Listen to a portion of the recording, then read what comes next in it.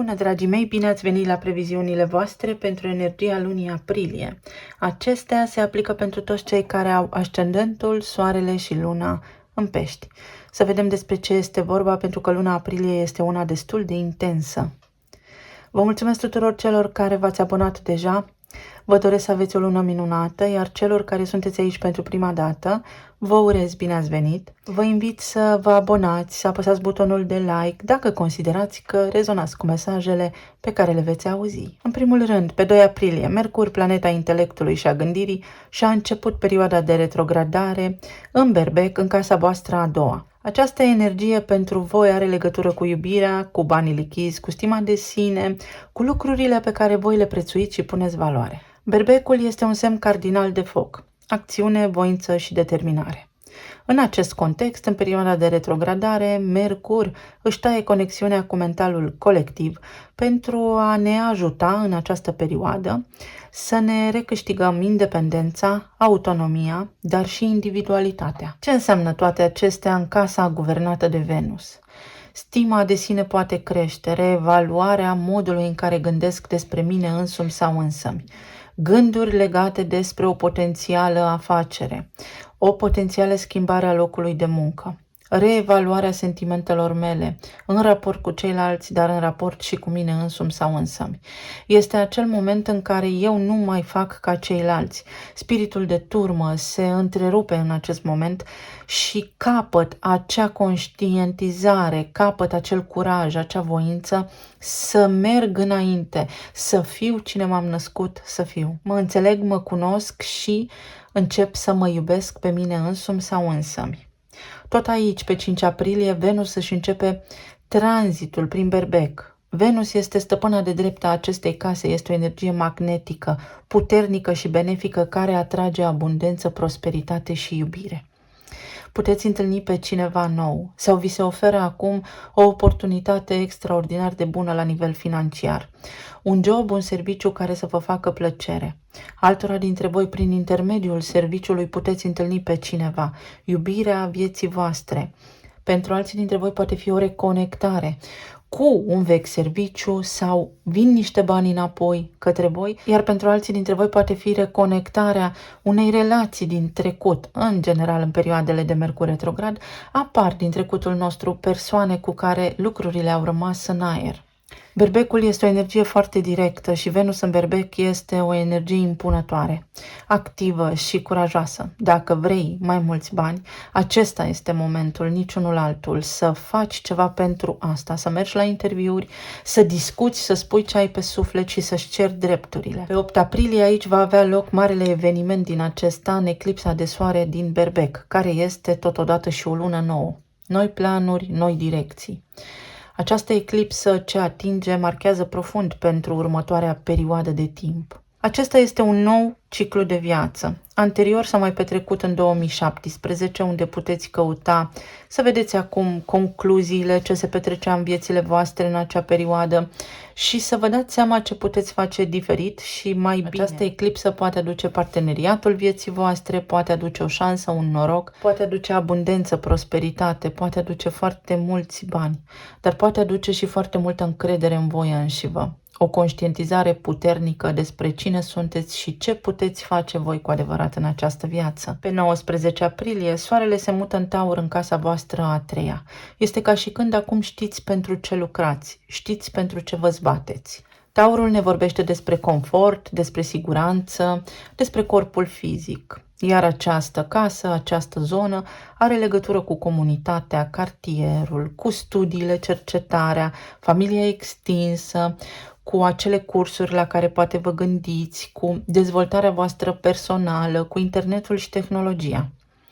În acest moment pare că foarte mulți dintre voi veți dori să vă simțiți în siguranță în această zonă, puteți evalua opțiunile pe care le aveți de dezvoltare personală sau s-ar putea unii dintre voi să fiți mai comozi ca de obicei în drumurile pe care le faceți sau să fiți mai indulgenți, să vă ocupați mai mult de micile plăceri ale vieții. Pentru alții dintre voi pot fi interacțiuni cu familia extinsă, cu comunitatea, cu vecinii acum, unde voi să vă simțiți în siguranță, să fie atenția voastră plasată pe această zonă, unde chiar să simțiți că aveți un mediu sigur și confortabil în care să trăiți. Mai ales pentru că pe 21 aprilie aici va avea loc marea conjuncție dintre Uranus și Jupiter din Taur din acest an. Această conjuncție se perfectează între Uranus și Jupiter odată la 14 ani, însă în semnul Taurului nu o vom mai experimenta în această viață. Uranus este elementul de surpriză, inovația, este ceva neașteptat, șocul, surpriza. Iar Jupiter este expansiunea noastră, înțelepciunea noastră, capacitatea de a ne schimba perspectiva despre viață, despre lucrurile din viața noastră. Este capacitatea de a vedea imaginea de ansamblu. În casa a treia, dacă vreau să fac o achiziție sau să investesc, spre exemplu, într-un imobil, aș face bine în această perioadă să mă uit totuși și la cartierul unde vreau să locuiesc, la comunitate, sau este ceva legat aici de familia voastră extinsă. Atenție să nu aveți vreun conflict, vreo altercație cu aceștia, sau de acolo vine abundența, poate vă vine vreun plan de afaceri, poate vreți să vă mutați împreună, să locuiți împreună, dar separat, sunt tot felul de scenarii. Iar pentru alții dintre voi este acea oportunitate de genul omul potrivit la locul potrivit, într-un anume cadru și într-un anume context, prin care să vă creați șansa vieții voastre de a vă dezvolta, de a vă schimba identitatea, de a fi o altă versiune de a voastră, mai bună. Pe 24 aprilie vom avea parte de evenimentul de lună plină din Scorpion în casa a noua. Această zonă are legătură cu credința, spiritualitatea, religiile, cu chestiunile internaționale, dar și politice, cu tot ceea ce ține de domeniul legislativ, cu alte civilizații și alte culturi sau cu drumurile pe distanțe lungi. În acest context, aici o concluzie se trage în această lună sau ar fi bine să ajungeți la o concluzie în legătură cu tot ceea ce am enumerat anterior. O lună plină vine cu finalitate, iar Scorpionul este moarte și renaștere, ceva se încheie pentru a începe un nou ciclu de viață. Transformare totală. În zona aceasta a străinătății, poate unii dintre voi vreți să vă relocați sau la nivel de credință. Am crezut în asta toată viața și de acum înainte îmi schimb punctul de vedere, îmi schimb credința, îmi schimb religia pentru unii dintre voi sau ceva ajunge la o finalitate. Poate fi și o căsnicie care a avut loc religios. Dar orice provocare ar putea apărea aici vine înspre binele nostru suprem. La fix o zi după, pe 25, Mercur își reia mersul direct în Berbec, în casa a doua. Este ca și când spune acum toate pânzele sus. Te îmbarci în această călătorie nouă, pentru că te vei fi convins de niște lucruri până acum, sau ar fi trebuit să o faci. Decizii importante pot fi acum luate. Ce hotărâre ai luat? Către ce te îndrepți? Este perioada de după toate acele gândiri și răzgândiri, toate acele ședințe reprogramate sau toate acele discuții rămase în aer. Acum lucrurile își revin la normal și capătă sens. Porniți pe o direcție și pe o traiectorie dreaptă și corectă. Mai ales că pe 30 și Marte, guvernatorul Berbecului, intră aici în casa a doua, în Berbec. Aici, în casa a doua, se mai regăsesc și Chiron, care este eternul rănit, dar și nodul nord, direcția voastră în viață. Dacă până acum ați avut conflicte, haos, incertitudine, provocări la nivel financiar, începând cu această lună aprilie, puteți căpăta claritate, vi se pot arăta șanse, puteți avea parte de noroc, cum vreți voi să spuneți, pentru că toate acestea devin foarte aproape de voi, vi se deschide cumva calea și ușa către abundență, însă trebuie să fie intenția voastră, hotărârea voastră, decizia voastră să produceți o schimbare importantă pentru voi înșivă. Altminteri, toate acestea rămân la nivel de predispoziții și în continuare lucrurile se păstrează așa cum le știm, dar noi nu suntem bine. Să vedem acum ce ne spune și energia cărților oracol pentru pești, luna aprilie. Schimbare la nivel de relații. La nivel de relații cu banii, la nivel de relații de iubire, la nivel de relații cu poate colegii de serviciu, sau relația contractuală, semnarea unui nou contract de muncă. Pentru alții dintre voi este vorba despre o nouă persoană care poate intra în viața voastră sau cineva poate reveni din trecutul vostru, cineva care a fost parte din viața voastră, din rutina voastră o perioadă de timp. Mediul înconjurător, iată, și casa. Mă pot muta cu casa sau se întâmplă ceva în casa mea în funcție de mediul meu înconjurător. Ceva ce are legătură cu trecutul, rădăcina părinții, casa părintească, sau poate fi aici ceva legat de familia extinsă. Pentru alții dintre voi este o schimbare de mediu, o schimbare de loc de muncă sau o schimbare de mediu, dar în ceea ce privește relația voastră, chiar dacă aveți o relație stabilă. Muzică și voie bună, forța, determinarea să începeți ceva nou. Sonetul este vibrație, vibrația modulează materia, respectiv realitatea în care trăiți. Gândurile voastre acum vă pot ajuta să creați o relație nouă cu cei din jurul vostru, să vă creați o realitate diferită, să accesați abundența. Dar intenția trebuie să vină de la voi, să fie o trezire în conștiință și să aveți încredere în toate aceste lucruri. Și uite, creativitatea, proiecte noi care încep. Poate unii dintre voi începeți niște renovări prin casă sau poate aveți acum oportunitatea să faceți acel curs formidabil, care poate nu pare cine știe ce, dar este fix catalistul schimbării pentru voi la nivel de abundență. Să vedem mai departe. Este șansa vieții sau drumurile pe care le faceți acum cu siguranță vor da roade. O amintire, ceva ce ați mai făcut. Este ca și când trecutul revine. Puteți face încă o dată, să mai încercați o dată ceva ce v-a plăcut, ceva ce făceați anterior. Sau este o revenire în țara natală. Pentru alții dintre voi poate este reevaluarea ideii de a pleca din țara în care sunteți și toate acestea sunt de bun augur. Pentru alții dintre voi este un nou loc de muncă, potențialul de a avea un nou loc de muncă. Sau se schimbă ceva în mediul vostru acolo, pleacă niște colegi, vi se schimbă șeful, dar acestea sunt vești bune pentru voi. Ceva concret, pe masă, totul se discută pe masă, toată lumea pune cărțile pe masă și aveți parte de claritate, de transparență în această lună. Vă vine o idee și este foarte sustenabilă și realizabilă deopotrivă. Pe termen lung, poate fi o relație, poate fi stabilitatea în relația pe care deja o aveți, poate fi revenirea cuiva din trecutul vostru la nivel de relație de iubire, iar la nivel de parteneriat contractual cu o companie, cu un angajator, poate fi acum reluarea unei discuții, dacă până acum a fost așa tergiversare, și concretizarea în această lună, batem palma și ne înțelegem.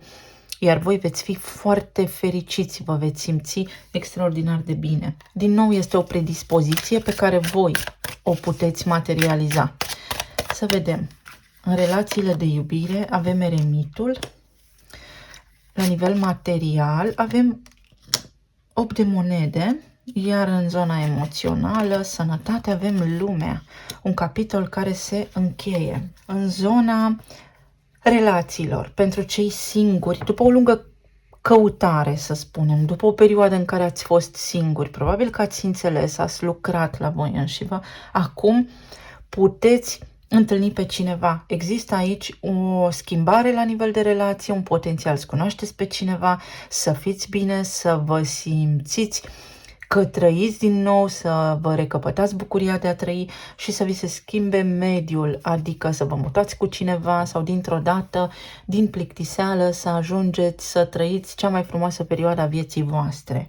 Pentru cei care sunteți în relații deja formate, dacă lucrurile în ultimul timp au fost foarte aglomerate pentru voi și voi și partenerii voștri ați fost ocupați, acum cumva vă luați o mică pauză pentru a revizita niște locuri, pentru a rediscuta, pentru a reevalua niște obiective comune pe care le aveți și pentru a vă stabiliza, pentru a vă reconecta la nivel emoțional. Iar pentru cei care sunteți în perioada de separare, aici poate fi revenirea cuiva din trecutul vostru, însă atenție că este o energie foarte spirituală, cea curentă, și dacă voi și partenerul vostru ați evoluat la nivel spiritual și mai aveți un drum împreună, această conexiune se poate relua. Altminteri, va rămâne toată povestea în această arcană eremitul, care tot caută steaua, adică vindecarea, înălțarea, desăvârșirea. Împărăteasa. Pentru unii dintre voi poate fi un copil, poate apărea un copil în viețile voastre, pentru alții dintre voi este Venus în casa a doua, în berbec. În sfârșit știu cine sunt, în sfârșit mă eliberez de atașamente emoționale, nu mai depind de nimeni, mă simt foarte bine în această lună, sunt apreciat la locul de muncă, sunt căutat, sunt admirat și validat. Pentru cei care sunteți singuri, veți fi foarte magnetici, vedeți că după o lungă perioadă de ezitare și de solitudine, veți deveni vizibili, cumva veți fi așa precum mierea, iar ceilalți se vor uita la voi, vă vor căuta din priviri. Pentru cei care sunteți în perioada de separare, există posibilitatea neașteptat, când Venus intră acolo în casa a doua și este și Mercur retrograd, să se întâmple ceva, să existe o reconectare, dar atenție că acea reconectare cum vine așa poate să și dispară și va ține fix de voi ce discutați, cât de sinceri sunteți unul cu celălalt și ce veți dori unul de la celălalt, cum bateți palma, cum încheiați din nou un acord la nivel de relație unul cu celălalt. Iar pentru cei care sunteți în relații deja formate, împărăteasa vine cu voie bună, cu progres și la nivel financiar, dar și la nivel sufletesc. Veți simți sprijinul emoțional al partenerului, voi veți fi deschiși, ceva în mediul vostru aici se schimbă și vă dă încredere. Vă sprijină partenerul sau voi sprijiniți partenerul în această zonă a creativității, veți fi foarte bine în această lună. Cavalerul de monede, începuturi concrete, stabile, cei singuri, oportunitatea să cunoașteți pe cineva. Energia vă spune să nu vă grăbiți și să fiți foarte ancorați în planul material, în concret. Pentru voi pe casa întâi se mai perfectează pe 10 aprilie o conjuncție între Marte și Saturn și aceasta deschide noi cicluri de viață, care spune cu cât ești mai ancorat și mai matur și mai realist, cu atât vei avea parte de mult mai multe lucruri bune care vin către tine, dar tu trebuie să-ți dovedești ție, tu trebuie să-ți faci treaba, tu trebuie să fii matur în abordare, nu visător. S-a încheiat cu visarea. Cavalerul de monede spune că cineva concret intră în viața ta și să fii atent, să fii deschis, să nu te grăbești, să iei lucrurile pas cu pas. Pentru cei care sunteți în relații deja formate, ceva aici începe. Este acea șansă, după cum spuneam, poate fi construcție de casă, poate fi ceva, o casă voastră, poate fi un serviciu care acum vă ajută pe voi la nivel financiar ca și cuplu. Iar pentru cei care sunteți în perioada de separare, și pentru voi aici există o șansă de împăcare, cel puțin de a sta de vorbă. Lumea, ceva ce ați avut în gând înainte, acum iese în lumină. Cei singuri, se poate încheia această perioadă de așteptare și de solitudine. Va veni și vouă rândul. Pentru cei care sunteți în relații deja formate, lumea spune în sfârșit și noi putem, în sfârșit se întâmplă aici niște lucruri, în sfârșit putem avea un copil, în sfârșit avem bani, în sfârșit putem face acea excursie, în sfârșit știm, în sfârșit ne mutăm. Este o chestiune, dar în echipă, care se întâmplă și pentru voi și pentru partenerii voștri. Iar pentru cei care sunteți în perioada de separare, în sfârșit putem sta de vorbă, în sfârșit putem să ne convingem reciproc dacă mai merită, dar este o discuție tet-a-tet, față în față, cu cărțile pe față. Se întâmplă în curând. Casa 6, îndrăgostiții, armonia, decizii pentru toată lumea. Este o vibrație foarte spirituală, dar de liniște, de armonie domestică, de voie bună, de echilibru la nivel emoțional. Toate aceste lucruri încep acum și se vor vedea, vedeți, în viețile voastre în curând, dar cu potențial de relație de lungă durată sau de stare de bine pentru termen foarte lung. Și Anamkara, din nou, numărul 6, zonă de confort, mă simt în siguranță, iubire necondiționată, romanță, suflet pereche, devotament, afecțiune constantă, prieteni buni. Poate un prieten bun vă declară iubirea, cineva care v-a stat alături și acum este încercarea de a intra într-o relație amoroasă. Cineva are curaj să vă declare acum iubirea pentru că sunteți irezistibili. Cei care sunteți în relații deja formate, este o decizie importantă. Pentru voi în relații în această lună se întâmplă ceva fabulos și veți vedea că începeți să simțiți bucuria vieții, parcă renașteți. Iar pentru cei care sunteți în perioada de separare, aici vi se spune că dacă voi ați ajuns în punctul în care nimic nu se mai poate face, puteți fi de acum cel puțin buni prieteni. În zona planului material, 8 de monede spune că pentru tot ceea ce îți dorești trebuie să muncești, dar este și o garanție că primești. Ai acces la absolut orice. Peștii materializează foarte ușor, atât că peștii nu au simțul acesta al lucrurilor concrete, nu este o energie foarte realistă. Sunt norocoși, dar în egală măsură parcă scapă printre degete, pentru că nu este un semn al planului material, ci un semn al planului spiritual. Aici vorbim despre a fi pe cont propriu, despre o promovare, despre a fi stăpân pe planul financiar, a fi independent financiar, despre a-mi deschide o afacere, despre a porni ceva în paralel cu locul meu de muncă, despre un nou serviciu, despre autoritate. Autoritate, despre o relație bună cu șeful, despre a discuta cu șeful, despre ce-mi doresc, să-mi crească salariul, etc. Și aici lucrurile se pot finaliza, pot fi concretizate acum și durează pe termen lung. Sau dacă la locul de muncă de foarte mult timp ați avut același tarif, același salariu, acum se poate discuta pentru a vă face ajustări. O schimbare la nivel de autoritate, vi se poate schimba șeful, șefa.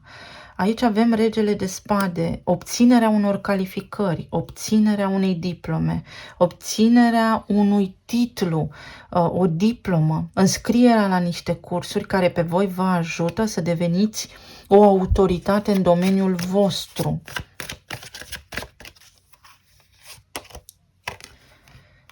Și regina de bâte, doar că vă lipsește curajul. Acesta este momentul, vedeți, Venus în berbec, momentul să luați taurul de coarne, momentul să începeți ceea ce vă place să faceți, creativitatea.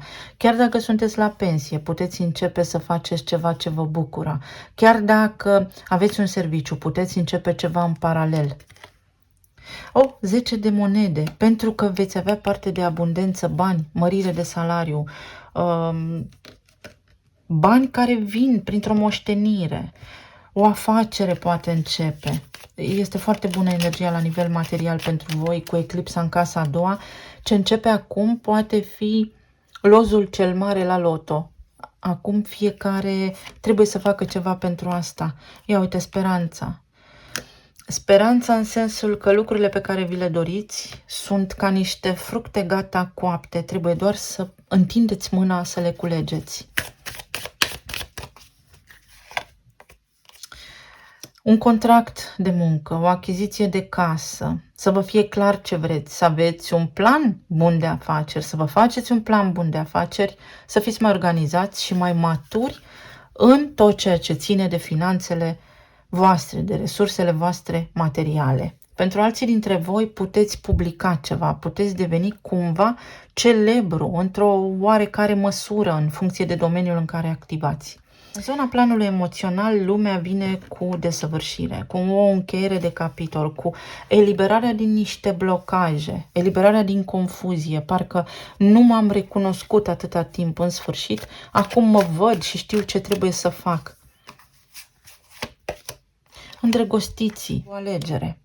Poate pentru cei singuri acum cunoașteți pe cineva sau cei care sunteți în relații deja formate, vi se ia o povară de pe suflet, vă lămuriți în legătură cu partenerul, dacă erați geloși, vă liniștiți. Cei care sunteți în perioada de separare, uite, vă puteți împăca, puteți ajunge la o concluzie, se poate trage linia finală. Traversați această perioadă sau ați traversat o perioadă, dar acum ajungeți la finish, la linia de final. Pentru alții dintre voi este o alegere. În sfârșit pot să aleg, sunt independent, îmi dau seama că nu datorez nimic nimănui. Înalta preoteasă, casa 12 a peștilor, care are legătură cu mentalul colectiv, dar pentru că Mercur este în retrogradare și taie conexiunea cu acesta pentru ca noi să înțelegem ce vrem noi cu adevărat, este ca și când în această lună, în sfârșit, aveți oportunitatea să luați niște hotărâri pe cont propriu și justiția se face dreptate într-o anume privință. Pentru unii dintre voi poate fi un divorț, deblocarea dintr-o relație de lungă durată care nu avea nicio șansă în viitor. Pentru alții dintre voi poate fi o împăcare. Ia uite, 10 de cupe, formidabile cărțile. Înseamnă desăvârșirea, fericirea. În sfârșit, plâng, dar de bucurie. Foarte multă bucurie. Văd roadele muncii mele de până acum. Sentimente romantice. Mă simt bine în pielea mea, mă simt bine eu cu mine, mă îndrăgostesc. Afecțiune, bucurie, este o lună în care lucrurile merg ușor și lin pentru mine. Talismanele.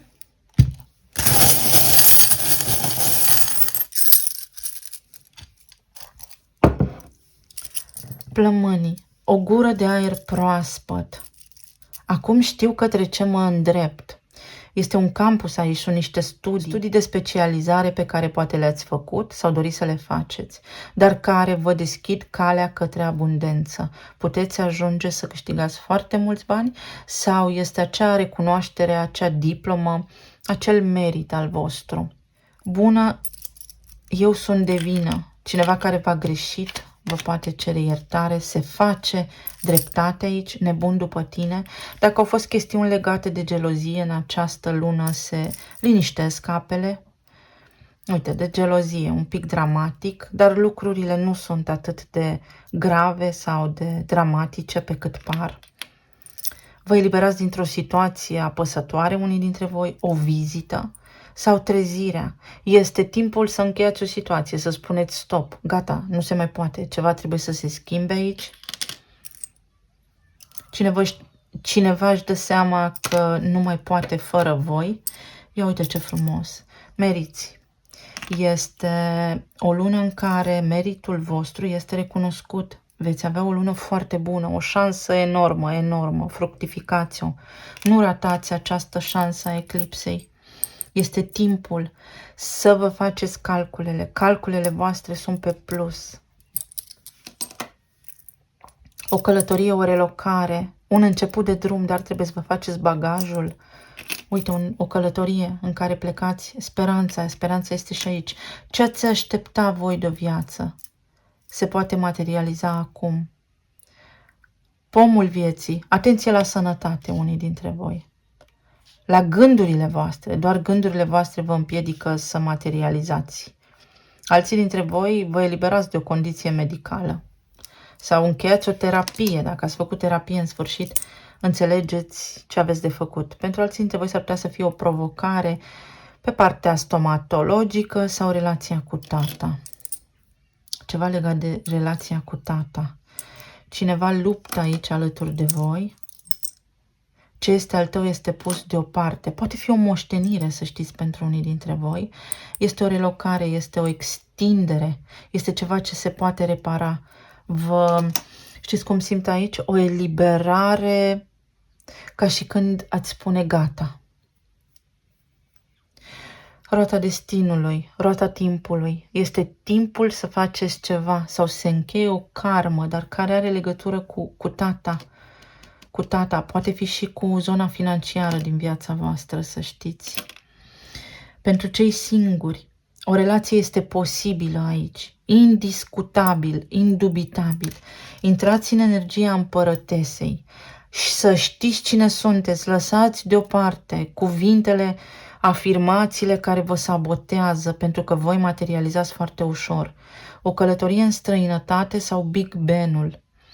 Începe ceva nou, dar voi, prin optimismul vostru, prin structura voastră energetică, începeți aceste lucruri. Din nou împărăteasa, iubire la superlativ, o iubire nouă, o sarcină, o împlinire, bani mulți în cont, recunoaștere, strălucire, senzualitate, steaua. Și toate acestea sunt pe urmele voastre. Trebuie doar să ieșiți din casă, trebuie doar să faceți un pas și să spuneți: am tot ceea ce îmi doresc. Și atunci veți vedea că într-adevăr veți avea și inițiala D. Sau poate fi un da. Sau poate fi după o perioadă lungă de timp. După colț te așteaptă norocul. Eu vă mulțumesc tuturor, vă doresc să aveți o lună minunată, să fiți bine, sănătoși și împliniți și să ne reauzim cu bine și data viitoare. Pa, pa!